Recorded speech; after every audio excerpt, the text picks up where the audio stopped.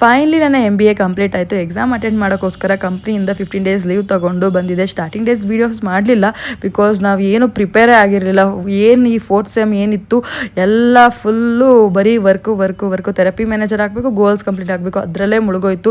ಏನೂ ಕೂಡ ಓದಿಲ್ಲ.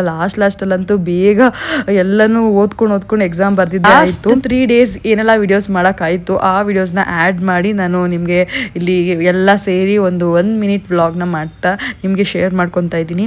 ಲಾಸ್ಟಲ್ಲಂತೂ ಫೈನಲ್ ಪ್ರಾಜೆಕ್ಟ್ ಪ್ರೆಸೆಂಟೇಷನ್ಗೆ ಮತ್ತು ಥೀಸಿಸ್ ಎಲ್ಲ ಅಪ್ರೂವ್ ತೊಗೋಬೇಕಾದ್ರಂತೂ ನನಗಂತೂ ತಲೆ ಕೆಟ್ಟೋಯ್ತು. ಆ್ಯಂಡ್ ಫೈನಲ್ ಡೇ ಪ್ರೆಸೆಂಟೇಷನ್ ಟೈಮಲ್ಲಂತೂ ಹೆವಿ ಜ್ವರ ಬಂದೋಯ್ತು ವೈಸ್. ಅದರಲ್ಲೂ ನನಗೆ ಜ್ವರ ಅಂತ ಅಂದರೆ ಇವನ್ ಪ್ರೆಸೆಂಟೇಷನ್ಗೆ ಹೋಗಬೇಕು ಅಲ್ಲೂ ಕೂಡ ಜ್ವರ.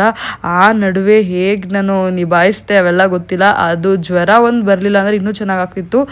ಇವನ್ ನನಗೆ ಆ ಟೈಮಲ್ಲೇ ಹೆವಿ ಬಂದಿದ್ದು, ಬಟ್ ಸ್ಟಿಲ್ ಎಲ್ಲ ದೇವ್ರ ದಯೆಯಿಂದ ಚೆನ್ನಾಗಿ. ಕೊನೆಯದಾಗಿ ಹೇಳೋದಾದರೆ ನನ್ನ ಕಾಲೇಜಿಗೆ ನಾನು ಯಾವತ್ತೂ ಕೂಡ ಕೃತಜ್ಞಳಾಗಿರ್ತೀನಿ.